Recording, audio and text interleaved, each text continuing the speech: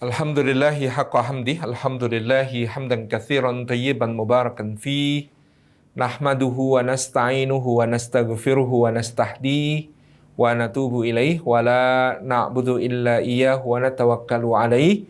Allahumma fasalli wa sallim wa barik ala sayyidina wa habibina wa syafi'ina wa maulana Muhammad wa ala alihi wa ala ashabihi wa dzurriyyatihi wa man sara ala nahjih wa sanna bisunnati wahtada bihadih ila yaumi liqa'i rabbih, amma ba'd.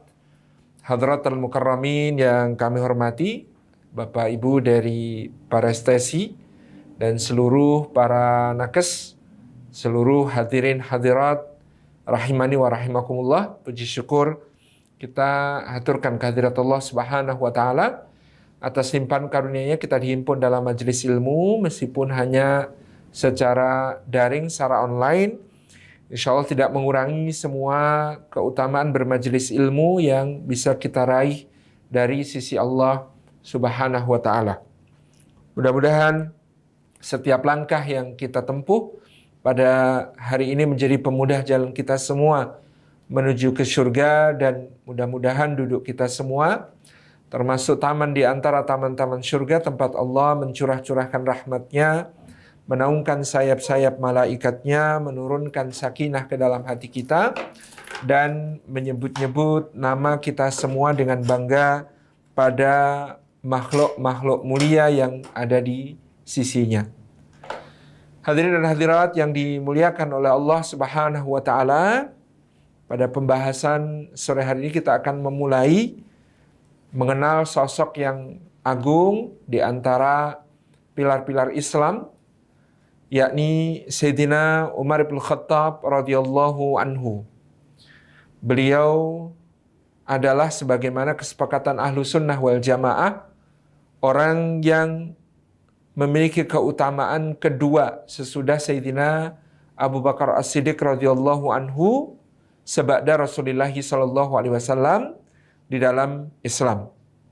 Meskipun beliau masuk Islam lebih belakangan di kalangan para as-sabiqun al-awwalun, yaitu beliau baru masuk Islam kira-kira 6 tahun sesudah Abu Bakar As-Siddiq radhiyallahu anhu dan para sahabat as-sabiqun al-awwalun seperti Utsman bin Affan, Talhah bin Ubaidillah, Zubair bin Al-Awwam, Sa'ad bin Abi Waqqas, dan lain-lainnya masuk Islam. Beliau baru menyusul 6 tahun kemudian, tetapi diakui bahwa beliau mengalami satu percepatan yang luar biasa dalam pembelajaran keislamannya, sehingga pula beliau mendapatkan laqab Al-Faruq, ya, sebagai yang memisahkan yang hak dengan yang batil, sebagaimana nanti akan kita lihat kenapa bisa demikian.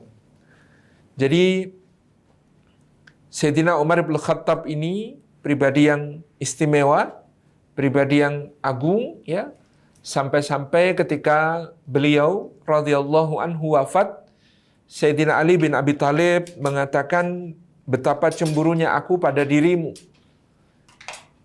karena Rasulullah sallallahu alaihi wasallam terlalu sering mengatakan, kharajtu ma'a Abi Bakrin wa Umar, wa dakhaltu ma'a Abi Bakrin wa Umar, wa dhahabtu ma'a Abi Bakrin wa Umar, wajitu ma'a Abi Bakrin wa Umar. Terlalu sering Rasulullah SAW mengatakan, aku keluar bersama Abu Bakar dan Umar, aku masuk bersama Abu Bakar dan Umar, aku pergi bersama Abu Bakar dan Umar, aku datang bersama Abu Bakar dan Umar. Maka kata Sayyidina Ali bin Abi Thalib, sesungguhnya engkau adalah orang yang paling aku cemburui kedudukannya di sisi Allah dan Rasulnya, dan sungguh aku yakin engkau akan berhimpun dengan kedua sahabatmu, yakni Rasulullah sallallahu alaihi wasallam dan Abu Bakar As-Siddiq radhiyallahu anhu kelak di akhirat nanti. Dalam riwayat masa mudanya kita kenal Sayyidina Umar bin Khattab bin Nufail bin Abdul Uzza bin Riyah bin Abdullah bin Qart bin Razah bin Adi bin Ka'ab bin Lu'ay bin Ghalib bin Fihr. Jadi nasabnya Sayyidina Umar bin Khattab bertemu dengan nasab Nabi SAW pada Ka'ab bin Lu'ay bin Ghalib bin Fihr. Jadi agak jauh pertemuan nasab antara Nabi SAW dengan Sayyidina Umar. Dengan nisbat sukunya Sayyidina Umar ini disebut sebagai Bani Adi, sehingga beliau dikenal sebagai Al-Adawi. Al-Adawi artinya berasal dari Bani Adi bin Ka'ab bin Lu'ay bin Ghalib bin Fihr bin Malik. Ini adalah sukunya Sayyidina Umar bin Khattab.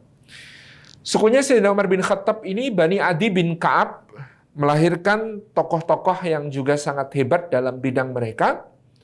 Dan termasuk di antara keunggulan Bani Adi bin Ka'ab adalah dalam soal sifarah, dalam soal menjadi perutusan orang-orang Quraisy. Jadi dahulu pasca wafatnya Sayyidina Abdul Muthalib, kakek Nabi SAW, maka kepemimpinan kota Makkah ya dibagi-bagi menjadi beberapa bidang urusan. Ada misalnya urusan siqayah atau pemberian minum jamaah haji dan penguasaan sumur Zam-Zam. Ada urusan yang disebut sebagai dhiyafah, menjamu tamu-tamu yang datang ke kota Makkah. Ada yang disebut urusan imarah, yaitu urusan ketakmiran atau pemakmuran Masjidil Haram. Ada urusan yang disebut sebagai khazanah, mengurusi perbendaharaan kekayaan kota Makkah. Ada yang disebut urusan rayah, yakni panji-panji dan permakluman peperangan kepada musuh.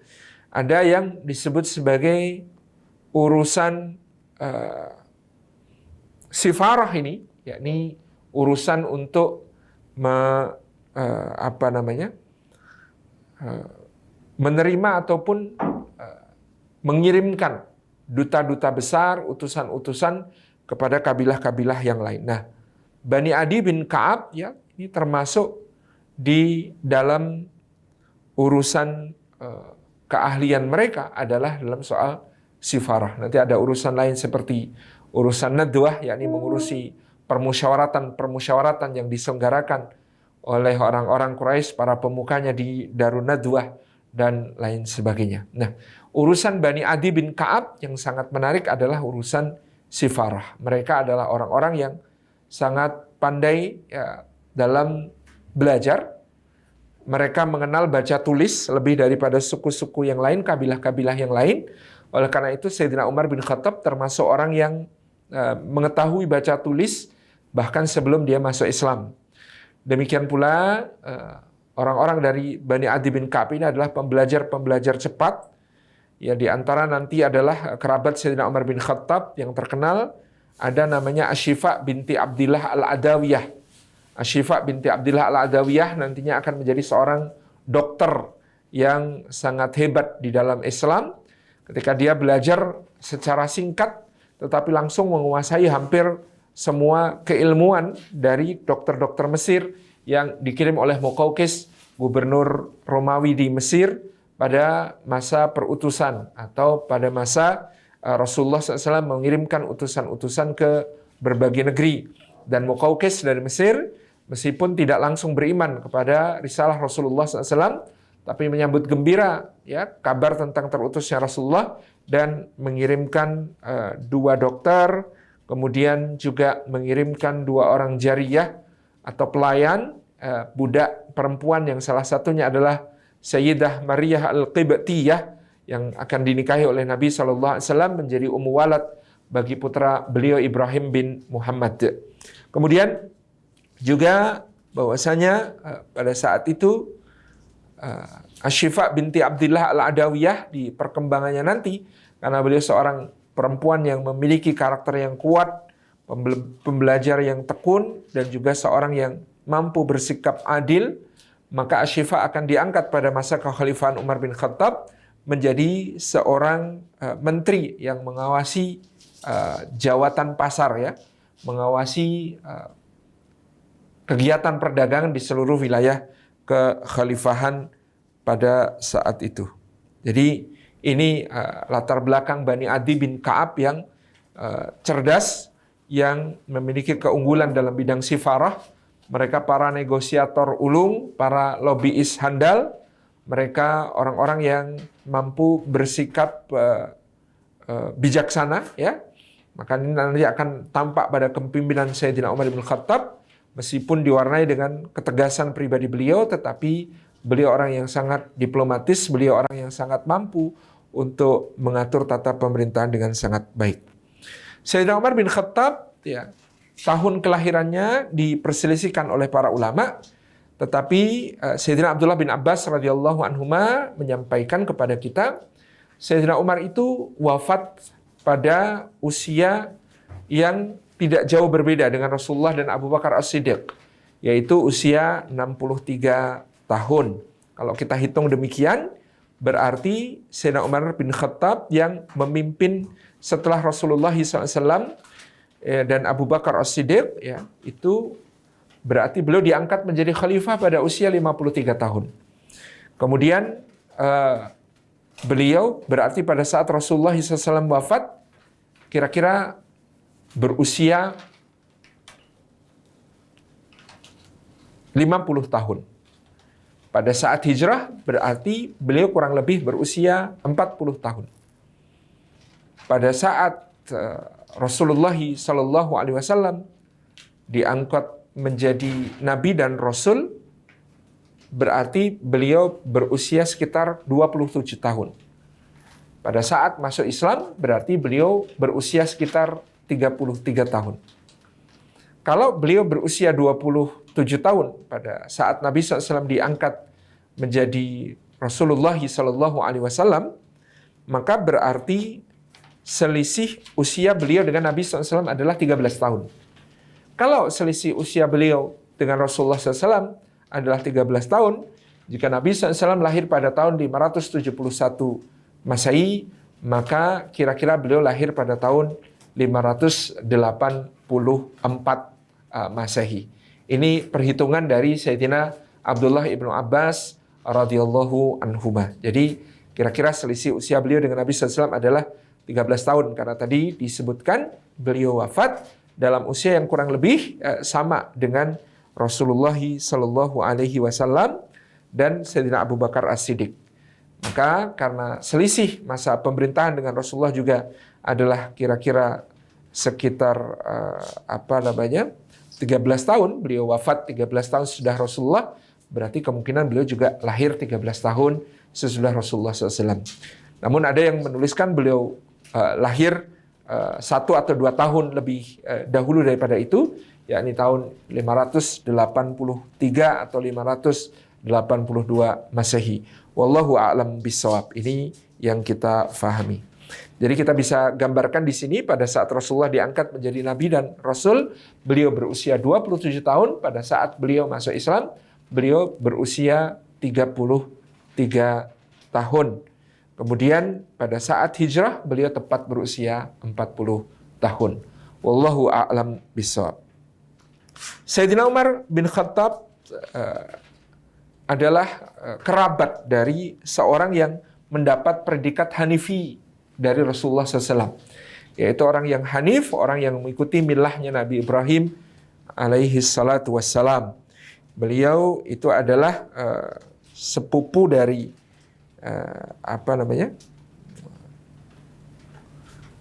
atau saudara dari ayah Sayyidina Umar, yaitu Zaid bin Nufail bin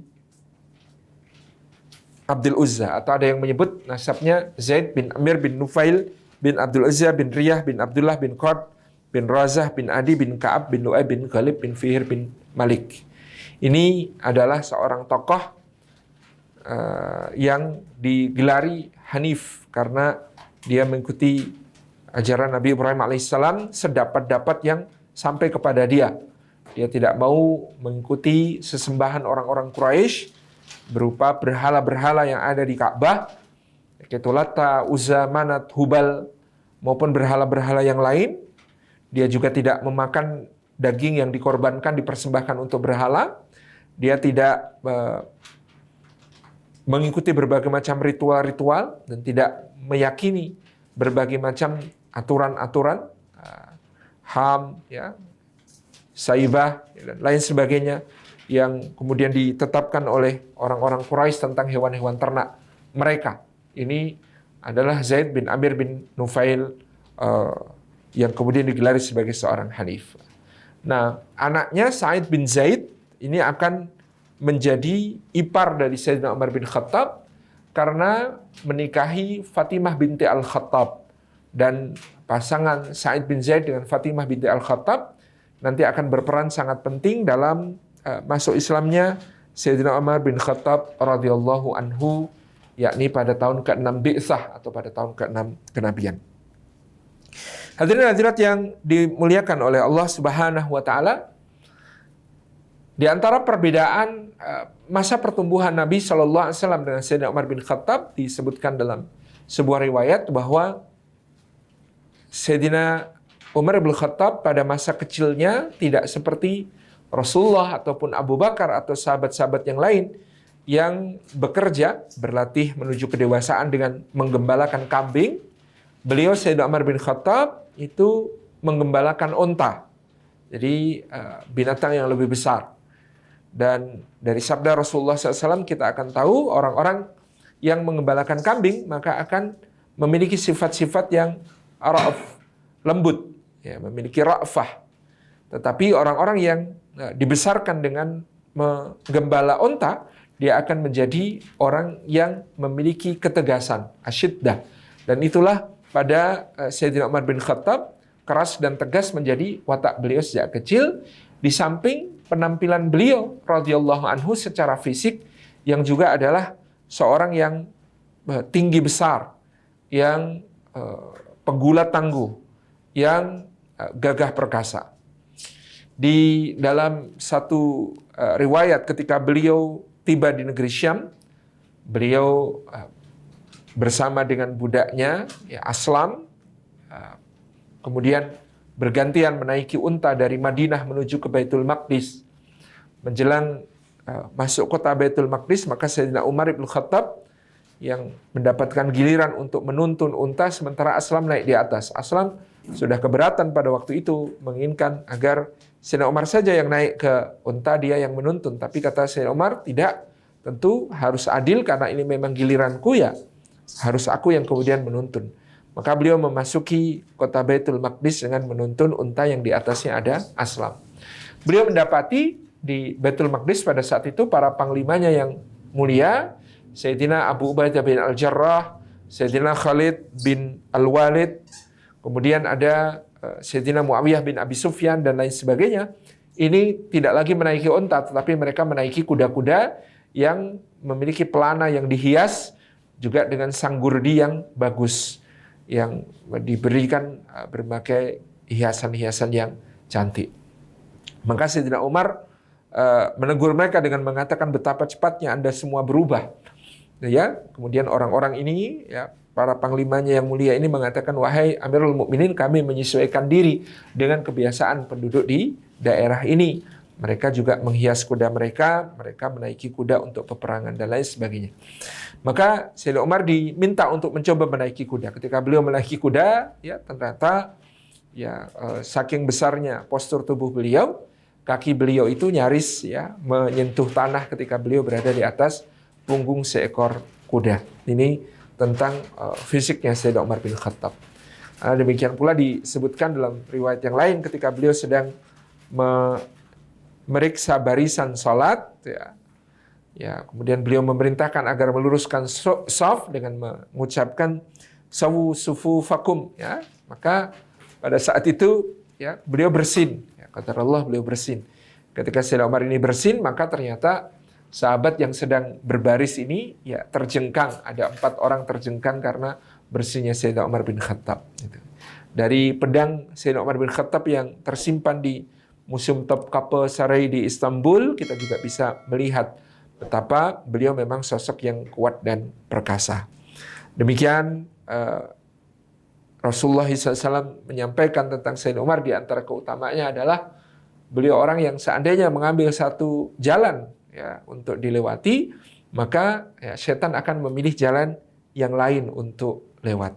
Ini fisik Sayyidina Umar yang bisa kita kisahkan, tinggi besar, dan beliau adalah pada masa mudanya seorang yang menggembalakan unta.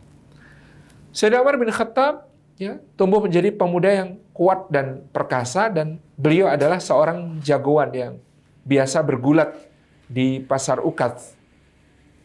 Sayyidina Umar meskipun orang yang cerdas, yang tahu baca tulis, yang melek literasi, tetapi beliau tidak suka kepada para penyair. Sayyidina Umar bin Khattab ini bukan orang yang menyukai golongan penyair yang kemudian menurut beliau suka mengucapkan kalimat-kalimat yang mengawang-awang, kalimat-kalimat yang kosong, kalimat-kalimat yang asal indah, kalimat-kalimat yang kemudian tidak memiliki makna dan tidak memberi asar kepada hati dan pikiran. Maka beliau di pasar Ukaz lebih memilih bergulat, lebih memilih untuk kemudian bertarung secara fisik. Demikian pula Nabi SAW sebenarnya juga pernah bergulat di pasar Ukaz. Waktu itu beliau melawan Abu Jahal atau Amr bin Hisham. Abu Jahal atau Amr bin Hisham ini sebaya dengan Nabi SAW sehingga mereka bertarung. Disebutkan ketika para sahabat di dalam perang Badar mencari-cari mayat dari Abu Jahal, mereka bertanya kepada Nabi SAW, yang manakah Abu Jahal? Kemudian beliau SAW menyebutkan, periksalah lututnya. Kalau ada bekas luka di lututnya, maka itulah Abu Jahal di lutut kirinya. Karena itu adalah yang ditendang Rasulullah SAW sampai terluka parah ketika mereka bergulat di pasar Ukaz pada masa lalu. Ini menunjukkan Nabi SAW juga seorang yang secara fisik sejak mudanya orang yang kuat dan pemberani, dan memang pernah bergulat dengan Abu Jahal alias Amr bin Hisham di pasar Ukaz. Dari garis ibu, Abu Jahal alias Amr bin Hisham adalah terhitung paman bagi Sayyidina Umar bin Khattab radhiyallahu anhu, karena ibunda dari Abu Jahal adalah saudari dari ayahanda Sayyidina Umar bin Khattab radhiyallahu anhu. Nah, hadirin hadirat Bapak Ibu yang dirahmati oleh Allah Subhanahu wa taala, di dalam masa mudanya tidak banyak riwayat yang kita dapati menceritakan tentang Sayyidina Umar kecuali apa yang beliau kisahkan sendiri. Di dalam Islam ketika mengenang kekonyolan-kekonyolan yang pernah beliau lakukan semasa jahiliyah. Beliau pernah mengatakan, kalau ingat masa jahiliyah tentu beliau ketawa karena beliau menceritakan betapa sesatnya dia dahulu ketika menyembah patung-patung di sekitar Ka'bah. Lalu kalau sedang bepergian, dia mencari batu-batu untuk ditumpuk menjadi bentuk patung yang bisa disembah. Kalau tidak didapati batu-batu, maka dengan kerikil-kerikil yang disusun begitu lama. Kalau tidak didapati kerikil-kerikil, maka pasir digunduk-gundukkan. Lalu kata Sayyidina Umar, kami memerah susu kambing di atasnya, sampai kemudian pasir-pasir itu lekat satu sama lain, kami bentuk menjadi patung untuk kami sembah. Demikian pula kata Sayyidina Umar bin Khattab, dalam perjalanan kadang-kadang kami juga membuat patung-patung itu untuk kami sembah dari adonan-adonan roti yang kami miliki, adonan-adonan tepung yang kami miliki sebagai perbekalan. Ketika perbekalan kemudian menipis, maka kami tidak punya pilihan dan dengan penuh rasa bersalah mulai memakan patung-patung itu, baik mulai dari kakinya ataupun tangannya, akhirnya badannya, dan akhirnya kepala dari patung yang terbuat dari adonan roti tersebut kami makan sampai habis dengan rasa bersalah di dalam hati, kata Sayyidina Umar bin Khattab. Adapun riwayat yang menyebutkan tentang Sayyidina Umar bin Khattab yang menoleh ke kanan, kemudian beliau tersenyum, dan menoleh ke kiri, kemudian beliau menangis. Di antaranya disebutkan dalam riwayat tersebut, ke kanan kenapa tersenyum, karena beliau ingat kekonyolannya dalam menyembah berhala di masa jahiliyah. Sementara menoleh ke kiri dengan disebutkan di riwayat itu mengenang bahwa dia pernah mengubur putrinya yang masih kecil hidup-hidup. Disebutkan bahwa sang putri ini ketika kuburkan hidup-hidup, dia masih sempat mengelap keringat yang berlelehan di wajah ayahnya. Riwayat ini tidak dapat kita temukan sanad yang bisa diterima sebagai sahih sehingga tidak dapat dipertanggungjawabkan. Ya. Putri tertua Sayyidina Umar bin Khattab sebagaimana diketahui adalah Hafsah, sehingga beliau diberi kunyah dengan Abu Hafs. Ini adalah bukti yang menunjukkan bahwa beliau tidak memiliki seorang putri sebelumnya yang kemudian dikubur hidup-hidup. Ini sedikit perurusan tentang riwayat sebagaimana disampaikan Al-Imam Ibnu Katsir di dalam kitab beliau Al-Bidayah wan Nihayah, juga kemudian dikutip oleh para ulama yang lain tentang pelurusan riwayat tentang apakah Sayyidina Umar pernah mengubur putrinya hidup-hidup. Ini lebih dekat kepada riwayat yang tidak dapat kita terima.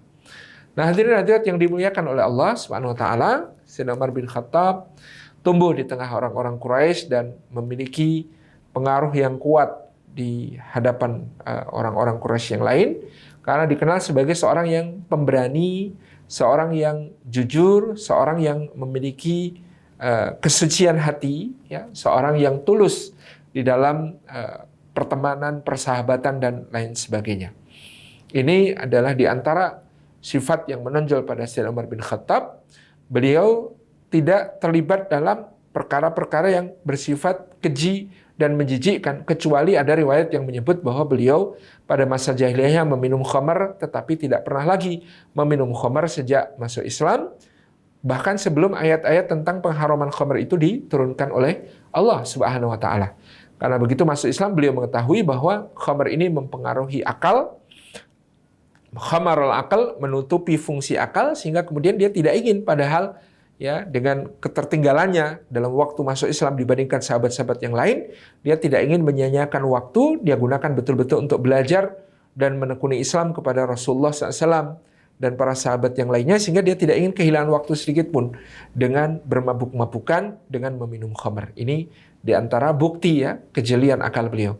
Sementara dalam soal yang keji, ya, beliau tidak pernah terlibat, baik itu dalam perzinaan, ya, baik itu di dalam berdusta, berkhianat, ya, itu adalah suatu sifat yang jauh dari Sayyidina Umar bin Khattab radhiyallahu anhu.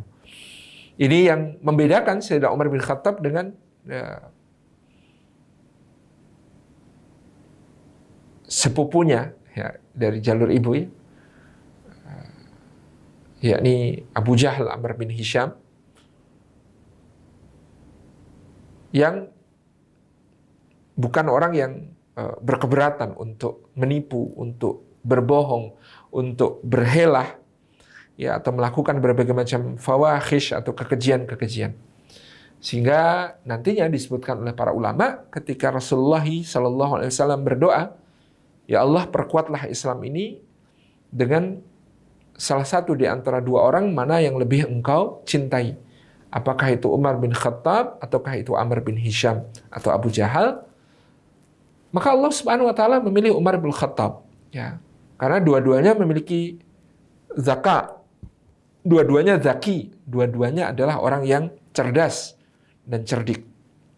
Tetapi Sayyidina Umar memiliki zakat, sesuatu yang tidak dimiliki oleh Abu Jahal, ya, sifat suci di dalam hatinya. Nah, Sayyidina Umar bin Khattab disegani, ya, menjadi orang yang berpengaruh di tengah masyarakat. Dan Sayyidina Umar adalah orang yang mencita-citakan persatuan bagi masyarakat Quraisy, mencita-citakan satu keutuhan, ketentraman dan kedamaian bagi kota Makkah.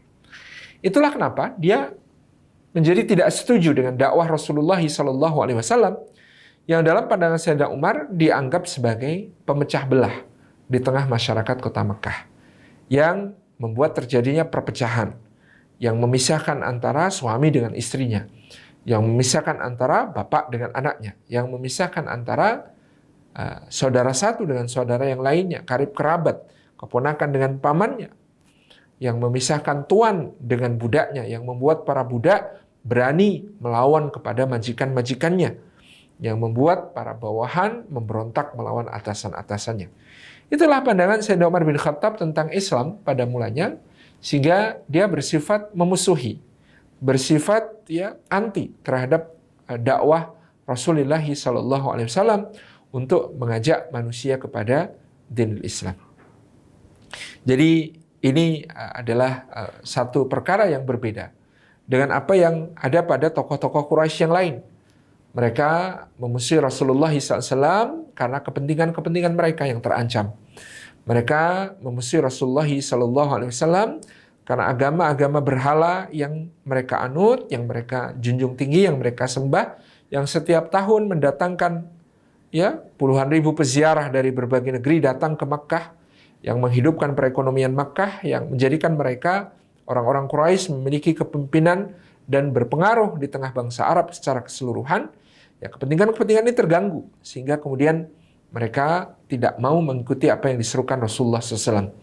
Bahkan pada sebagiannya ada sifat dengki, sifat hasad, sebagaimana disebutkan tentang Abu Jahal Amr bin Hisham, yang ketika dia bersama dengan Abu Sufyan bin Harb dan sahabat yang lain, satu lagi itu, mereka bersama-sama mendengarkan Rasulullah SAW membaca Al-Quran di dalam salatnya di waktu malam sampai fajar pun terbit, dan Rasulullah selesai melaksanakan sholat fajar. Mereka menyimak di tempat yang tersembunyi, satu sama lain tidak saling mengetahui. Tapi begitu fajar terbit, matahari menyingsing, mereka bangkit dari tempatnya, lalu satu sama lain saling menyalahkan. Kalian ngapain di sini? Kalau sampai orang-orang bodoh di antara kaum kita tahu bahwa kalian mendengarkan Muhammad sallallahu alaihi wasallam dan apa yang diucapkannya, maka akan menjadi satu fitnah yang besar. Lalu mereka berjanji untuk tidak saling datang lagi mendengarkan Rasulullah. Semuanya bersumpah untuk tidak datang lagi. Tetapi pada malam kedua mereka datang lagi ke tempat tersebut, saling mendengarkan satu sama lain ayat-ayat yang dibaca Rasulullah SAW. Tapi mereka tidak saling tahu sampai paginya, mereka saling tuduh lagi dan kemudian berjanji untuk tidak datang. Tapi malam ketiga mereka datang lagi sampai mereka pun bersumpah satu sama lain dan tidak akan meninggalkan tempat itu sebelum semuanya berjanji untuk mentaati sumpahnya, tidak lagi menyimak Rasulullah Muhammad sallallahu alaihi wasallam. Salah satu dari ketiganya mendatangi yang lain, yakni datangi Abu Sufyan bin Harb dan kemudian bertanya apa sebenarnya sebabnya kita memusuhi Muhammad, padahal dari apa yang kita dengarkan kata-katanya setiap malam selama 3 malam berturut-turut ini tidak ada yang keliru, tidak ada yang salah, tidak ada yang buruk, tidak ada yang jelek gitu. Jadi apa? Kenapa kita memusuhi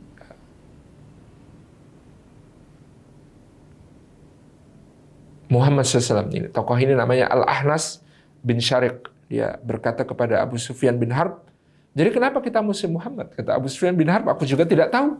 Mari kita tanya kepada Abul Hakam, yakni Amr bin Hisham alias Abu Jahal. Mereka datang kepada Abu Jahal, bertanya, kita sudah mendengarkan Muhammad 3 hari 3 malam. Apa yang dibacanya semuanya benar. Apa yang dibacanya tidak ada yang keliru. Apa yang dibacanya semuanya baik. Apa yang dibacanya adalah kata-kata yang tidak bisa kita bantah. Jadi kenapa kita musuhi dia? Maka Abu Jahal, Amr bin Hisham pun tertawa mengatakan, demi Allah dahulu Bani Abdi Manaf, sukunya Rasulullah SAW, itu memberi minum dan menjamu para jamaah haji yang datang ke kota Makkah. Lalu kita bisa memberikan jamuan yang lebih baik, lebih banyak, lebih besar kepada para tamu itu. Kita pun menang dari mereka. Mereka Bani Abdi Manaf kemudian memberikan perbekalan kepada orang-orang yang datang, memberikan penginapan, memberikan berbagai macam diafah. Kita pun memberikan diafah, penginapan dan perbekalan kepada orang-orang yang datang itu dalam jumlah yang lebih besar, lebih dahsyat. Nah, kita selalu bisa mengungguli mereka dalam apa-apa yang mereka lakukan. Tapi sekarang di antara mereka, yakni Rasulullah Muhammad SAW, ada yang mengaku sebagai nabi. Nah, kalau ini sampai kita akui, bagaimana kita bisa mengalahkan mereka?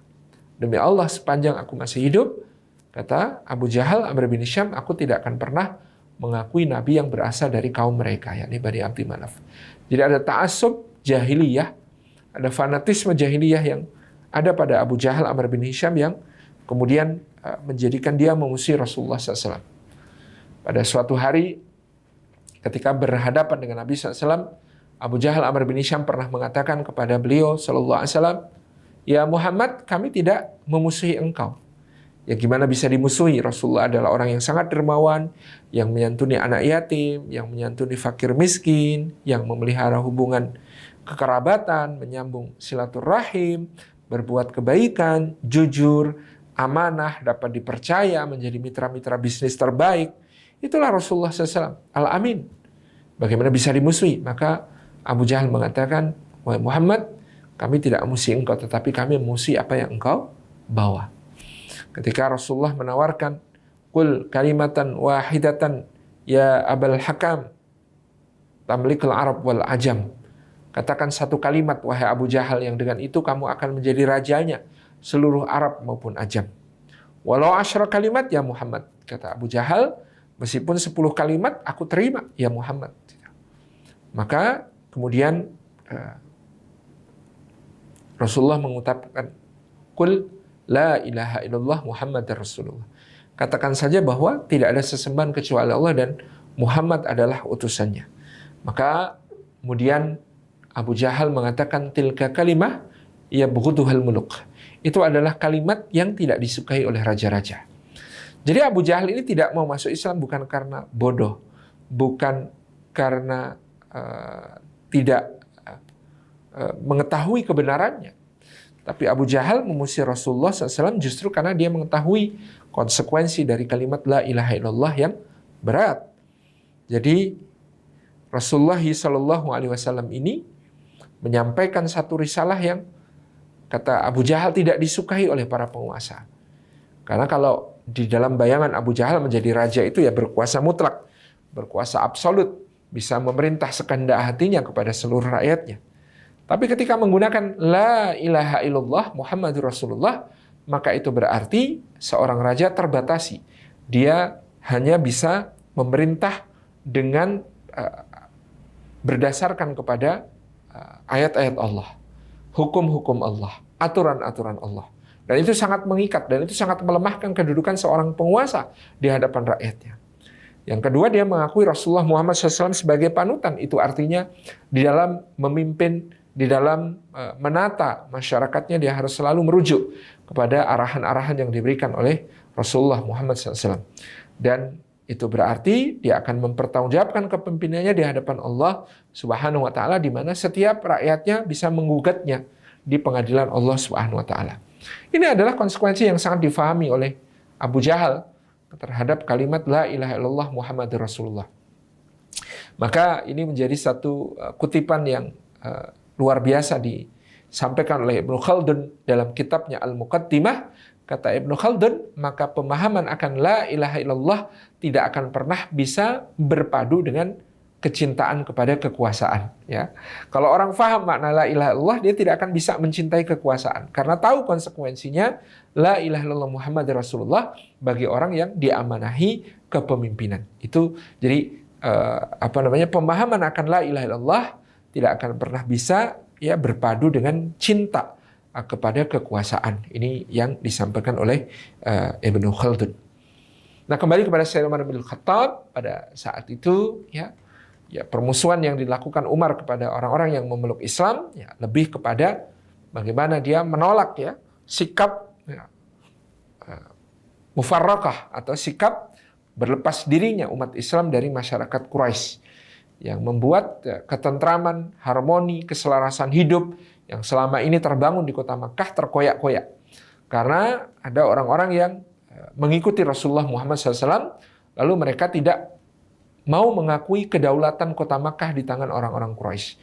Mereka tidak lagi ikut di dalam upacara-upacara menyembah berhala. Mereka tidak lagi ikut di dalam pengorbanan-pengorbanan penyembelihan hewan untuk dipersembahkan kepada para patung-patung yang ada di sekitar Ka'bah. mereka kemudian tidak mau lagi mentaati tuannya kalau diperintahkan pada perkara-perkara yang terkait dengan kemusyrikan.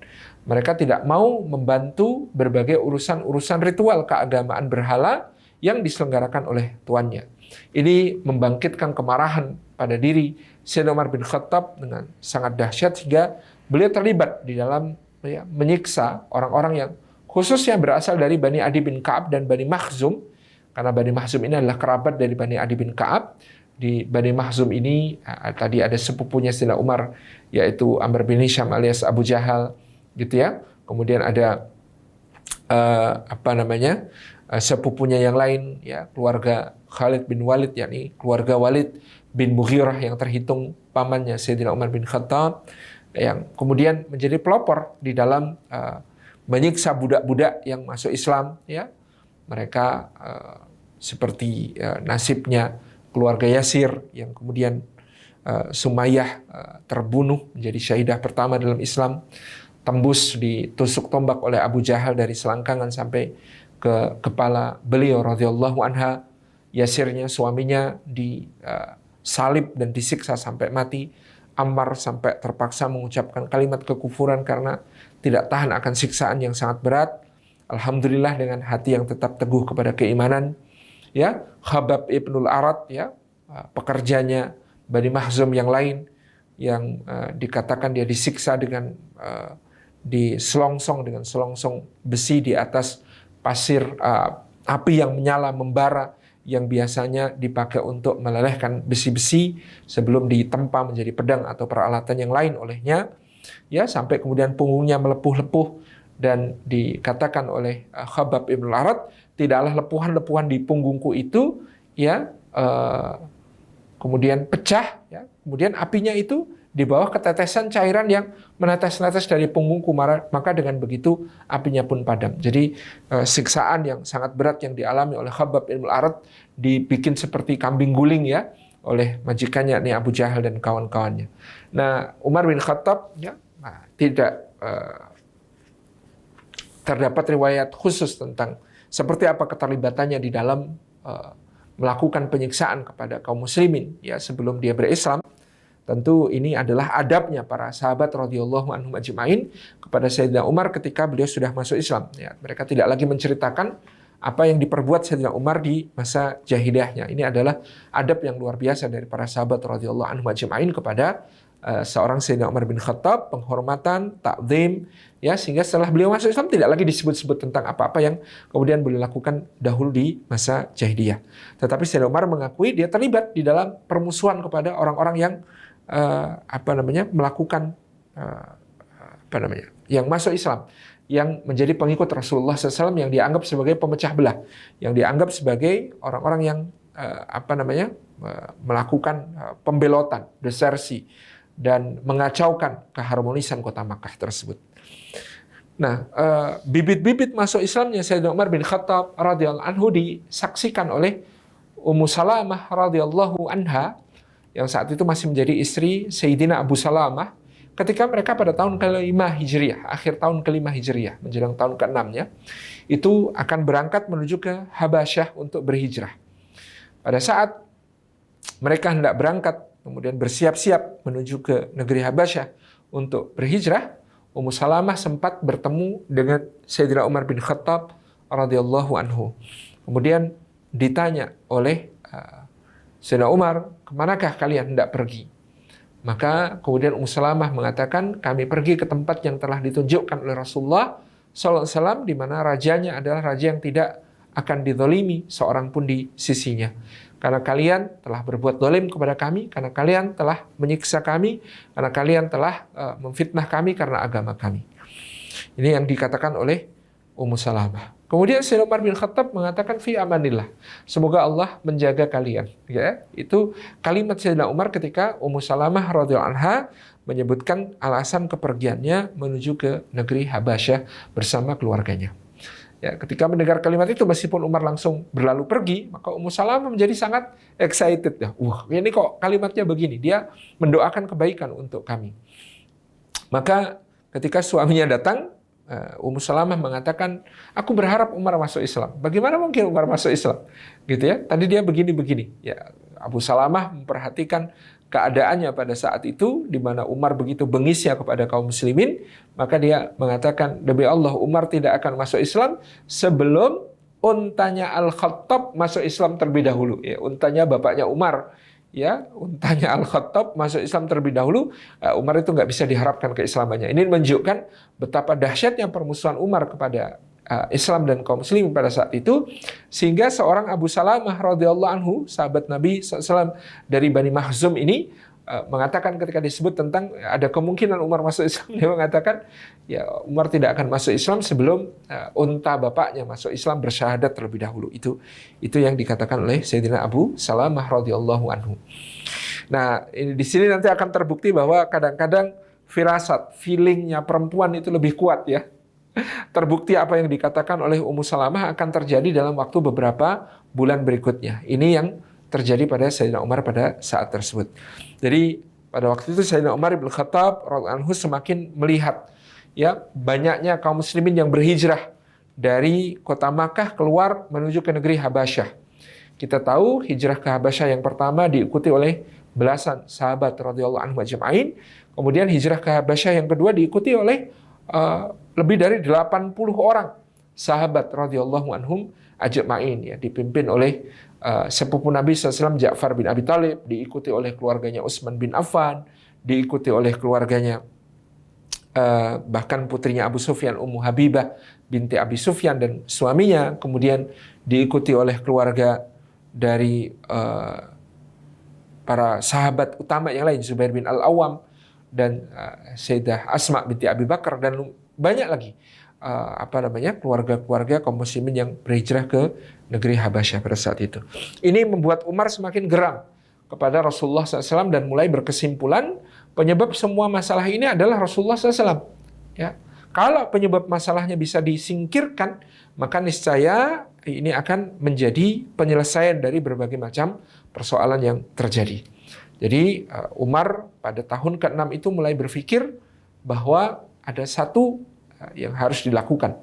Bunuh Muhammad, maka semua urusan akan selesai. Dan dia rela menjadi martir. Dalam arti, kalau dia membunuh Muhammad, maka dia akan dikisos. Dia akan dibunuh balik oleh Bani Hashim dan Bani Muthalib sebagai sukunya Rasulullah SAW yang akan membela beliau. Tapi dia rela.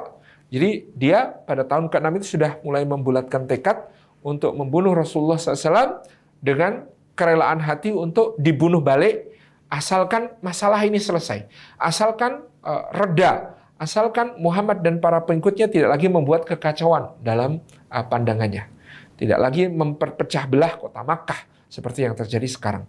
Kalau Muhammad mati, selesai semua urusan, aku pun, kata Sayyidina Umar, rela untuk mati untuk itu. Ya, jadi pokoknya Muhammad akan kubunuh, bahwa aku akan dibunuh balik oleh Bani Hashim dan Bani Muthalib, ya tidak masalah. Yang terpenting masalah ini segera harus diselesaikan. Maka pada saat itulah, ya, Sayyidina Umar bin Khattab, ya, radhiyallahu anhu, sudah membawa pedangnya, bersiap untuk mencari Rasulullah Muhammad SAW, di mana dia telah mendengar bahwa Rasulullah SAW sedang mengajar para sahabatnya di markas dakwah mereka di Baitul Arqam, rumahnya Al-Arqam bin Abil Arqam radhiyallahu anhu. Maka Umar dengan tekad bulat untuk membunuh Nabi SAW menuju kepada rumah Al-Arqam bin Abil Arqam. Di tengah perjalanan, Sayyidina Umar bertemu dengan seorang Quraisy yang menyembunyikan keislamannya. Jadi dia menyembunyikan keislamannya, dan memang pada saat itu ada banyak orang yang masih menyembunyikan keislamannya untuk menjaga dan melindungi kehidupan mereka di tengah kaumnya. Orang ini bertanya melihat Umar tergopoh-gopoh membawa pedangnya dan memegang hulu pedangnya dengan erat. Hendak kemana wahai Umar? Maka Sayyidina Umar bin Khattab radhiyallahu anhu mengatakan dengan jujur, aku hendak ke rumahnya Al-Arqam bin Abil Arqam. Aku dengar Muhammad sallallahu alaihi wasallam ada di sana. Dan sumber semua persoalan di tengah masyarakat kota Mekah, orang-orang Quraisy hari ini adalah Muhammad. Kalau aku membunuh Muhammad, maka akan selesai semua urusan. Bahwa aku akan dibunuh balik, aku rela untuk itu. Maka, ya, biarkan aku menuju ke rumah Arqam untuk membunuh Muhammad. Orang ini karena dia seorang muslim, dia tentu berusaha untuk melindungi Rasulullah SAW. Gimana caranya supaya Umar berbelok, supaya Umar tidak menuju ke rumahnya Al-Arqam bin Abil Arqam, dan dia harus menjaga supaya Rasulullah selamat. Gimana caranya nih? Dia lalu terfikir, tentu ini dengan mengorbankan keluarganya Sayyidina Umar, tetapi itu lebih baik bagi dia. Dia sudah berpikir Umar tidak akan tega kalau membunuh adiknya atau iparnya sendiri. Maka dia mengatakan kepada Sayyidina Umar begini, apakah engkau tidak akan menimpakan aib pada dirimu, wahai Umar? Apa maksudmu? Engkau pergi membunuh Muhammad SAW, tetapi keluargamu sendiri, adikmu sendiri, iparmu sendiri telah masuk Islam dan mengikuti ajarannya Muhammad SAW. Akan menjadi aib yang sangat besar kalau engkau membunuh Muhammad. Dan orang-orang berkata, Umar ini membunuh Muhammad karena dia tidak bisa mengendalikan keluarganya sendiri, sehingga keluarganya sendiri ikut menjadi pengikut Muhammad. Lebih baik, kata orang ini, kau urusi dulu keluargamu, kau bereskan dulu adik-adikmu itu, sebelum engkau membunuh Muhammad. Nah, ini siasatnya dia supaya Umar itu belok, jangan sampai mendatangi Rasulullah untuk membunuh beliau. Ini tentu adalah satu pembelaannya para sahabat kepada Nabi SAW pada saat itu ya. Jadi piye carane, gimana caranya supaya dia jangan sampai membunuh Rasulullah. Maka dibelokkan ke keluarganya. Maka Umar dengan naik pitam, marah besar ya. Kemudian berbalik arah menuju segera ke rumah adiknya Fatimah binti Al-Khattab yang memiliki seorang suami bernama tadi kita sudah sebut Sa'id bin Zaid bin Amir bin Nufail yang merupakan ya sepupu sendiri bagi Sayyidina Umar yang dengannya dia memiliki hubungan yang sangat dekat sebenarnya.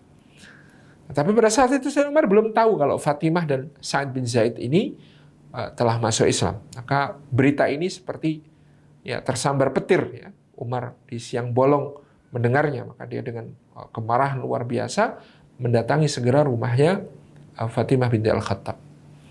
Qadarullah wa masya'a fa'al, pada saat itu di rumahnya Fatimah binti Al-Khattab sedang ada seorang mu'alim senior yang mengajarkan Al-Quran kepada suami istri ya, yakni Sa'id dan Fatimah. Pada waktu itu tentu selain diajarkan langsung oleh Rasulullah SAW, Rasulullah mulai mengangkat sebagian sahabat untuk menjadi murabbi, untuk menjadi para pengajar bagi sahabat-sahabat yang lain. Nah, termasuk saat itu yang berada di rumahnya Sa'id bin Zaid dan Fatimah binti Al-Khattab adalah Khabbab ibnul Arad. Ya, Khabbab ibnul Arad, seorang tukang pandai besi dari Bani Mahzum yang kemudian telah lebih dahulu masuk Islam. Ini menunjukkan sejak awal Islam begitu memuliakan semua manusia. Meskipun secara kedudukan, profesi, tingkat sosial, ekonomi, Khabbab berasal dari kalangan yang rendah, tidak menghalanginya untuk mendapatkan keutamaan menjadi pengajar dari keluarga terhormat seperti keluarganya Fatimah binti Al-Khattab dan Sa'id bin Zaid. Jadi ini murabbinya ini, ya kalau dari sisi profesi, dari sisi sosial ekonomi jauh lebih di bawah ya, seorang pekerja tukang pandai besi semata. Tapi dia menjadi guru bagi Fatimah dan Sa'id bin Zaid dalam belajar Islam. Dan pada saat itu ya Khabbab sedang mengajarkan Al-Quranul Karim kepada pasangan Sa'id dan Fatimah, khususnya ketika itu yang sedang dibaca Fatimah di hadapan Khabbab untuk diteliti bacaannya setelah tadi diajarkan adalah surah Thaha. Sebuah riwayat menyebutkan yang dibaca Fatimah pada saat itu adalah surah Thaha, ayat yang pertama sampai ayat yang ke-8. Ketika Umar sampai di hadapan pintu rumah Sa'id bin Zaid dan Fatimah binti Al-Khattab ini, terdengar suara Fatimah membaca Al-Quran. A'udzubillahi minasyaitonirrajim. Bismillahirrahmanirrahim. Thaha ma anzalna 'alaikal Qur'ana litasqa illa tadhkiratan liman yakhsha tanzilan mimman khalaqal arda was samawati al-'ula. Ar-Rahmanu 'alal 'arsy istawa. Lahu ma fis samawati wa ma fil ardi wa ma bainahuma wa ma tahta ats-tsara. Wa in tajhar bil qawli fa innahu ya'lamu sirra wa akhfa. Allahu la ilaha illahu lahul asmaul husna. Ini ayat-ayat ini yang sedang dibaca oleh Sayyidah Fatimah binti Al-Khattab pada saat itu dan terdengar oleh Umar di luar. Thaha. Toha, ma anzalna 'alaikal Qur'ana litashqa. Tidaklah kami turunkan kepadamu wahai Muhammad sallallahu alaihi wasallam Al-Qur'an ini supaya engkau menjadi susah, supaya engkau menjadi sedih. Illa tadhkiratan liman yakhsha. Melainkan Al-Qur'an ini menjadi tadhkirah, pengingat-pengingat bagi orang yang hatinya takut kepada Allah. Tanzilam mimman khalaqal arda was samawati al-ula. Diturunkan dari zat yang telah menciptakan bumi dan juga menciptakan langit yang tinggi. Ar-Rahmanu 'alal 'arsy istawa, yaitu Allah yang Maha Pengasih, yang kasihnya tiada pilih-pilih, yang beristiwa, bersemayam di atas arsy-Nya. Lahu ma fis samawati wa ma fil ardi wa ma bainahuma wa ma tahtas tsara. Menjadi milik Allah, kepunyaan Allah. Apa-apa yang berada di langit dan apa yang berada di bumi dan apa yang ada di antara keduanya, di antara langit dan bumi, dan apa yang ada di bawah permukaan tanah. Ya, lengkap sekali ini. Quran menyebut apa yang kepunyaan Allah, apa yang di langit, apa yang di bumi, apa yang berada di antara langit dan bumi, dan apa yang ada di bawah permukaan tanah. Wa in tajhar bil qawli fa innahu ya'lamu sirra wa akhfa. Dan seandainya pun kamu mengeraskan suara, maka sesungguhnya Allah juga mengetahui yang rahasia dan yang tersembunyi. Allahu la ilaha illahu, yaitu Allah zat yang tiada sesembahan. Tidak ada sesembahan yang berhak untuk diibadahi selain Dia. Lahul asmaul husna, dan Allah memiliki nama-nama yang sangat indah.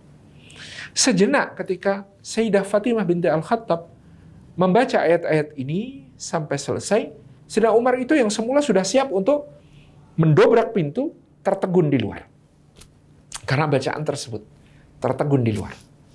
Qadarullah, Fatimah menyadari kedatangan seseorang di pintu.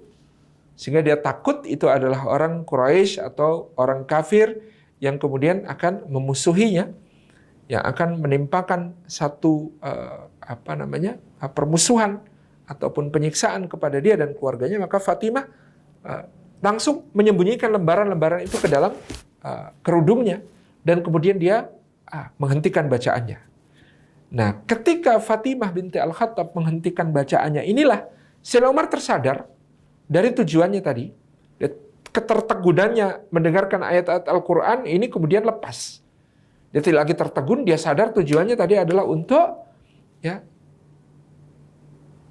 menangani keluarganya ini sebelum dia membunuh Muhammad sallallahu alaihi wasallam. Maka dia pun gebrak pintu. Brak. Fatimah, buka pintunya. Maka kemudian Khabbab ibn al-Arat diceritakan ketika itu mengetahui Umar yang datang, celaka Umar yang datang.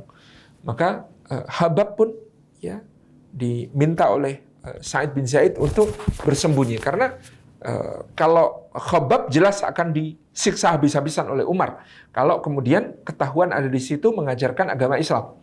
Ya, karena tadi kedudukan sosial ekonomi Khabbab yang rendah, hanya seorang pekerja pandai besi di Bani Mahzum. Ini jelas kedudukan yang lemah, sehingga kemudian kalau Umar sampai masuk dan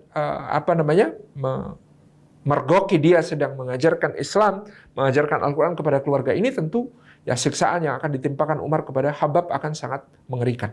Khabbab pun diperintahkan untuk sembunyi di bawah kolong tempat tidur ataupun meja yang ada di rumah tersebut.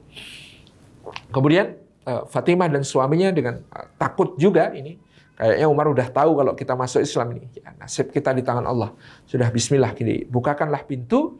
Begitu pintu dibuka, Umar menerjang masuk dan kemudian melihat Fatimah menyembunyikan sesuatu di bagian kerudungnya. Apa yang kau sembunyikan itu, Fatimah? Apa yang kau sembunyikan itu? Apakah benar engkau sudah mengikuti agamanya Muhammad? Meninggalkan ajaran nenek moyang kita? Mengkhianati para leluhur kita, bapak-bapak kita?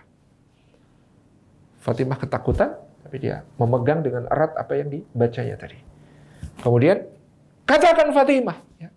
Kemudian Umar, karena saking terbawa emosi, dia tampar adiknya ini dengan tangannya sampai kemudian dikatakan ya, pipinya bagian dalam ini pecah karena luka akibat tamparan Sayyidina Umar, sehingga di sela bibirnya ini mengucurkan darah. Sa'id bin Zaid suaminya hendak membela istrinya tentu saja. Datang maju ke depan, oleh Umar ditonjok kena dadanya. Kemudian mengadu kesakitan dan jatuh terjengkang dengan memegangi dadanya yang sangat sakit karena pukulan tinju Sayyidina Umar bin Khattab yang sangat keras luar biasa. Nah, pada saat itulah ketika kedua suami istri ini terbaring dalam keadaan terluka, ya, Sa'id bin Zaid masih memegangi dadanya yang terasa remuk oleh jotosan pukulan Umar yang sangat keras, sementara Fatimah merasakan ada darah mengucur dari sela bibirnya. Dia dengan wajah yang berdarah, mata yang berkaca-kaca tapi berkilat tajam, dia berkata kepada kakaknya, "Betul, kami sudah mengikuti ajarannya Muhammad SAW. Kami sudah menjadi seorang muslim yang bertauhid, mengesahkan Allah dan tidak mempersekutukannya dengan berhala-berhala kalian. Kalau engkau memang mau membunuh kami karena kami mengikuti ajaran Muhammad, bunuh saja kami." Ini yang dikatakan oleh Fatimah binti Al-Khattab pada saat itu. Umar sebenarnya sangat menyayangi adiknya, sangat mencintai adiknya. Sejak kecil dia kakak yang sangat penuh perhatian dan sangat mencintai adiknya. Nah, maka kita tahu orang kalau melakukan sesuatu yang kasar pada orang yang disayanginya, itu beberapa detik kemudian akan muncul penyesalan, gitu ya. Akan muncul penyesalan. Ini secara psikologis pasti begitu. Cuma ketika ada muncul penyesalan, ada dua macam manusia. Ada yang gengsi, ada yang kemudian merasa perlu untuk minta maaf. Nah, ini terjadi pada Sayyidina Umar. Dia merasa nyesel. Kok saya nampar adik saya sendiri? Kok saya mukul ipar saya sendiri yang biasanya sangat saya sayangi dan saya bela? Kok sampai kayak begini? Apa yang saya lakukan? Dia nyesel. Ya, apalagi melihat darah yang mengucur dari sela bibirnya Fatimah binti Al-Khattab pada saat itu. Ya, dan melihat matanya yang berkilat dengan penuh ketegasan luar biasa. Umar takluk ketika itu. Umar luluh. Maka dia kemudian mengatakan, "Maafkan aku Fatimah, maafkan aku." Karena dia sebelumnya juga sudah tersentuh dengan bacaan yang tadi dibaca oleh Fatimah. "Apa yang tadi engkau baca, wahai Fatimah? Coba keluarkan. Biarkan aku membaca apa yang engkau baca itu." Maka Fatimah dan Sa'id bin Zaid saling berpandangan. Fatimah membacakan kembali, tapi kemudian dia mengatakan kepada Umar, "Tidak, engkau tidak boleh menyentuh lembaran-lembaran ini. Kalau engkau ingin membacanya dengan bacaanmu sendiri, maka mandilah terlebih dahulu. Sucikan dirimu, bersyahadatlah bahwa tidak ada sesembahan selain Allah dan Muhammad adalah utusannya. Maka akan aku berikan bacaan ini kepadamu." Betul, kemudian Umar mandi, ya, bersyahadat. Ketika itulah, Bapak yang dirahmati Allah, Khabbab keluar dari persembunyiannya. Jadi Sayyidina Khabbab bin Al-Arat ya, sudah merasa ini aman, ini udah keluar gitu. Dia dari tadi pengen keluar. Cuman ya, kapan saat yang tepat ini melihat tadi Fatimah ditampar, melihat Sa'id bin Zaid dipukul sampai ya terkapar, itu dia ya, sudah pengen keluar dari tadi untuk membela sesama muslim tentu saja.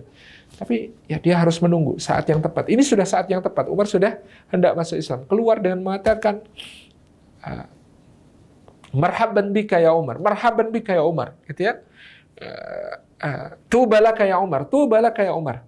Ya, berbahagialah engkau wahai Umar, karena sudah aku duga engkau lah yang akan dipilih oleh Allah Subhanahu wa taala untuk memperkuat agama ini. Kata Sayyidina Umar bin Khattab ketika itu, "Apa maksudmu wahai Khabbab?" Kata Khabbab bin Al-Arat, "Sesungguhnya beberapa waktu ini Rasulullah SAW terus berdoa kepada Allah. Ya Allah, perkuatlah Islam ini dengan salah satu di antara dua orang yang kuat, yang lebih engkau cintai. Terserah kepada engkau, pilihlah olehmu, ya Allah." Yaitu antara Umar bin Khattab atau Abu Jahal, Umar bin Hisham. Kata Khabbab, "Berbahagialah engkau Umar. Berbahagialah engkau karena Allah telah memilih engkau." Ini yang dikatakan Khabbab. Maka Sayyidina Umar pun membaca ayat-ayat Allah dalam surah Thaha tadi dengan berlinang air mata, dengan penuh penghayatan Thaha. Inilah sebagian mufassir mengatakan nama Rasulullah SAW, "Ma anzalna 'alaikal Qur'ana litashqa." Tidaklah kami turunkan Al-Quran ini kepadamu, wahai Muhammad sallallahu alaihi wasallam, agar kamu menjadi susah, sedih. Illa tadhkiratan liman yakhsha. melainkan untuk menjadi pengingat bagi orang-orang yang hatinya takut kepada Allah. Tanzilan mimman khalaqal arda was samawati al-'ula, yang diturunkan dari zat yang telah menciptakan bumi dan menciptakan langit yang tinggi. Ar-Rahmanu 'alal 'arsy istawa, yaitu Allah Subhanahu wa taala, zat yang maha pengasih kasihnya tiada pilih-pilih, yang bersemayam di atas singgasana arsy-Nya. Ini kata-kata ini betul-betul luar biasa bagi Umar yang pada saat itu sebenarnya telah mengalami kekeringan, kegersangan dalam ruhaninya. Pada waktu dia merasakan bahwa agama berhala tidak masuk akal baginya. Tetapi dia membela kaumnya, ingin mempertahankan persatuan dan kesatuan kota Makkah. Sehingga dia berada di pihak orang-orang yang mempertahankan status quo, mempertahankan agama berhala di kota Makkah, semata-mata karena alasan menjaga keharmonisan, menjaga persatuan dan kesatuan kota Makkah. Tidak ingin ada perpecahan, tidak ingin ada pertengkaran, tidak ingin ada suami terpisah dari istrinya, atau bapak dengan anaknya, atau budak dengan tuannya, atau saudara dengan saudaranya, gara-gara salah satu di antara mereka mengikuti agamanya Muhammad sallallahu alaihi wa alihi wasallam. Inilah Umar yang pada saat itu kemudian demikian menemukan satu oase yang begitu menyejukkan bagi ruhaninya ketika membaca ayat-ayat di dalam surah Taha. Lahu ma fis samawati wa ma fil ardi wa ma bainahuma wa ma tahta tsara. Kepunyaan Allah, segala yang di langit, segala yang di bumi, segala yang ada di antaranya dan segala yang ada di bawah permukaan. Allah, yaitu Allah. La ilaha illahu. Yang tidak ada sesembahan yang berhak diibadahi selain Dia. Yang Maha Satu. Tidak seperti sesembahan kaum Quraisy dan bangsa Arab, berhala yang berbeda-beda satu sama lain. Dan lahul asmaul husna, Allah memiliki nama-nama yang sangat indah, sebagaimana tadi sudah disebutkan. Salah satu nama yang paling indahnya adalah nama Ar-Rahman. Sayyidina Umar pun menjadi tentram dalam keimanannya, berterima kasih kepada adiknya, berterima kasih kepada iparnya, berterima kasih kepada Khabbab yang memeluknya dengan erat, dengan berlinang air mata karena haru. Maka Umar pun segera pamit. Kemana? Kata sang adik. Aku harus menyampaikan keislamanku kepada Rasulullah SAW. Aku akan ke rumah Al-Arqam bin Abil Arqam. Maka Umar pun menuju ke rumah Al-Arqam bin Abil Arqam dengan niat yang sudah berbeda dengan ketika dia berangkat. Dengan pandangan yang sudah begitu teduh. Tidak berangasan dan nafsu membunuh seperti semula. Sampailah dia di Darul Arqam dan dia pun mengetuk pintu. Ditanyakan, "Madza?" Siapa di luar? Umar menjawab, "Hadza Umar bin Khattab." Ini adalah Umar putra Al-Khattab. Para sahabat yang ada dalam terkesiap. Mereka sebagiannya ketakutan. Mereka segera merangsek, mendekat dan berada di belakang Nabi SAW. Ini di antara nanti yang akan diceritakan oleh para sahabat tentang man asja'u khalq.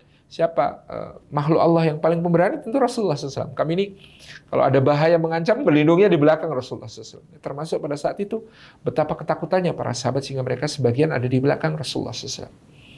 Rasulullah tetap tenang, tidak bereaksi apa-apa, beliau diam dan tersenyum. Jadi di situ ada Sayyidina Hamzah bin Abdul Muthalib yang kemudian langsung menghunus pedangnya. Biarkan Umar masuk.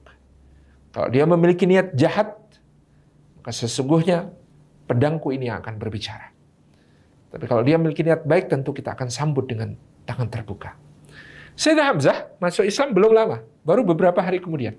Baru beberapa hari sebelumnya. Jadi kita bisa bayangkan pada saat itu Sayyidina Hamzah bin Abdul Muthalib juga belum lama masuk Islam. Dan kisah masuk Islamnya Sayyidina Hamzah juga sebuah keulikan tersendiri. Karena semula Sayyidina Hamzah hanya membela keponakannya berdasarkan ya ta'assub kesukuan saja. Berdasarkan bahwa Rasulullah adalah keponakannya. Ya mau tidak mau dia bela. Gitu ya. Sebagai bagian dari keluarganya. Sehingga ketika itu beliau belum masuk Islam. Pada suatu hari konon Abu Jahal, Amr bin Hisham melecehkan Nabi SAW, mengata-ngatai beliau, menunjuk-nunjuk muka beliau, dan memberikan penghinaan-penghinaan yang sangat menyakitkan kepada Rasulullah di depan Ka'bah. Jadi ini selalu hikmahnya kalau ada pelecehan yang dahsyat kepada Rasulullah SAW, ada tokoh besar yang akan masuk Islam. Itu sudah sejak dulu. Bahkan kemudian kita tahu seperti yang terjadi di Belanda, ada Arnold van Doorn yang kemudian masuk Islam, padahal dulu ada tokoh yang berada di balik kampanye pelecehan kepada Nabi SAW. Kemudian juga di Perancis, kemudian di berbagai belahan dunia yang lain. Ketika ada pelecehan besar-besaran kepada Nabi SAW, ya maka pasti akan ada tokoh yang berbalik untuk kemudian menjadi pembela Islam. Nah, pada saat itu kejadiannya setelah Abu Jahal, Amr bin Hisham ini melecehkan Nabi SAW, kabar itu ya terdengar oleh Hamzah yang pada waktu kunyahnya adalah Abu Imarah. Ada seorang sahabat yang menyembunyikan keislamannya menemui Hamzah yang sedang berburu. Ya, kemudian berkata, "Wahai Abu Imarah, seandainya engkau tahu dan engkau hadir di sana ketika Abu Jahal mengata-ngatai Muhammad keponakanmu begini dan begini, begini dan begini. Sungguh tidak akan tahan engkau mendengar caci maki, sumpah serapah, dan kata-kata menjijikkan yang keluar dari mulut Abu Jahal kepada keponakanmu." Maka naik pitamlah Hamzah ketika itu. "Betulkah Abu Jahal mengatakan begitu?" "Betul, aku mendengarnya sendiri, aku hadir di sana." Maka Hamzah memanggul hasil buruannya berupa seekor rusa. Kemudian dia tawaf di Ka'bah 7 kali tanpa menurunkan binatang buruannya. Setelah tawaf 7 kali baru binatang buruannya diletakkan, dan kemudian dia mendatangi Darun Nadwah yang ada di samping Ka'bah, tempat perkumpulan orang-orang Quraisy. Dengan busur di tangannya, dia mendatangi Abu Jahal yang berada di tengah kumpulan. Melihat Hamzah datang, semua orang menyibak kerumunan sampai Hamzah berada di depan Abu Jahal, Amr bin Hisham, dan dengan sebuah sentakan dia pukulkan ujung busurnya ke kepala Abu Jahal sampai kemudian kena di bagian ubun-ubun dan berdarah. Stuck gitu. Orang-orang kemudian mencabut pedang, hendak bertindak membela Abu Jahal, tapi Abu Jahal menenangkan mereka. "Tenang, tenang. Jangan kalian gegabah. Ini Abu Imarah tentu membela keponakannya. Aku memang keterlaluan ketika melecehkan dan mengata-ngatai keponakannya." Kemudian Hamzah radhiyallahu anhu ketika itu mendekat dan mencengkeram baju Abu Jahal dan mengatakan, "Demi Allah, sekali lagi engkau perlakukan keponakanku seperti itu, maka aku pasti akan membinasakanmu. Tidak tahukah engkau bahwa mulai hari ini aku telah menjadi pengikut dari agama keponakanku itu. Aku telah berislam pada hari ini." Kemudian dia mencampakkan Abu Jahal, kemudian dia pergi, ya, pulang ke rumahnya. Nah, ketika berada di rumahnya, Hamzah ini galau. Aku tadi kok ngomong masuk Islam itu. Itu emosional semata-mata tanpa pertimbangan yang masak-masak, sehingga kemudian dia ada sedikit penyesalan ya ketika mengatakan bahwa aku masuk Islam. Kemudian Hamzah beberapa hari merenung sampai akhirnya dia mantap lalu menghadap kepada Nabi SAW. Jadi pada malam itu ketika Umar datang, ada Hamzah di situ yang siap menghunus pedang. "Bukakan pintunya," kata Hamzah. Maka dibukakanlah pintu sehingga Sayyidina Umar bin Khattab kemudian masuk. Ketika Sayyidina Umar bin Khattab masuk, mereka melihat wajah Umar bin Khattab, wajah yang tidak seperti biasanya. Wajah yang begitu teduh. Wajah yang begitu lembut. Dan Sayyidina Umar masuk dan segera bersimpuh di hadapan Nabi SAW, kemudian mengatakan, "Asyhadu an la ilaha illallah wa asyhadu annaka ya Muhammad Rasulullah." Aku bersaksi bahwa tidak ada sesembahan yang berhak diibadahi selain Allah. Dan aku bersaksi bahwa engkau, wahai Muhammad SAW, adalah utusan Allah. Maka bergemuruhlah takbir di rumah Al-Arqam bin Abil Arqam. Semua sahabat bersujud syukur. Alhamdulillah, alhamdulillah, Umar telah masuk Islam. Dan Hamzah pun mendekat kepada Umar dan memeluknya. Kemudian menjadilah mereka dari 2 di antara singa-singa Allah yang kemudian akan menjadi pembela Islam mulai pada malam hari itu. Setelah mereka bercengkerama dengan akrab, maka Sayyidina Umar mengutarakan isi hatinya kepada Nabi SAW. Wahai Rasulullah, kata Sayyidina Umar, bukankah kita berada di atas al-haq, di atas kebenaran? Kata Nabi SAW, betul wahai Umar. Bukankah orang-orang Quraisy itu berada di atas kebatilan? Betul wahai Umar. Bukankah kalau kita mati membela agama kita ini, maka kita akan masuk surga? Betul. Kalau mereka mati membela kebatilannya, bukankah mereka akan masuk neraka? Betul. Lalu kenapa kita memberikan kehinaan kepada agama kita dengan bersembunyi seperti tikus-tikus yang ketakutan ya Rasulullah? Mari kita tunjukkan bahwa kita beriman kepada Allah, maka kita adalah orang-orang yang berani untuk mati atas keyakinan kita di jalan Allah.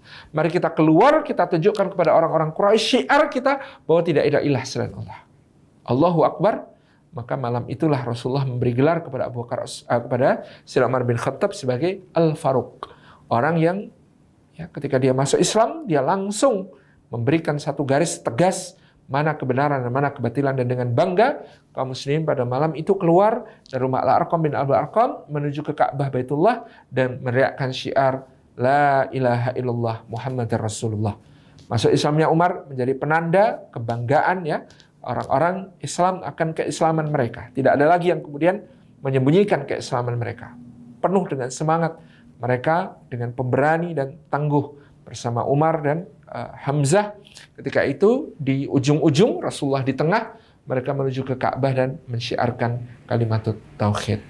Jadi inilah Sayyidina Umar bin Khattab pada saat itu yang menjadi pelopor bagi keterus-terangan, keterbukaan dalam dakwah, dan beliau yang menjadi pelopor yang membuat Islam begitu dimuliakan.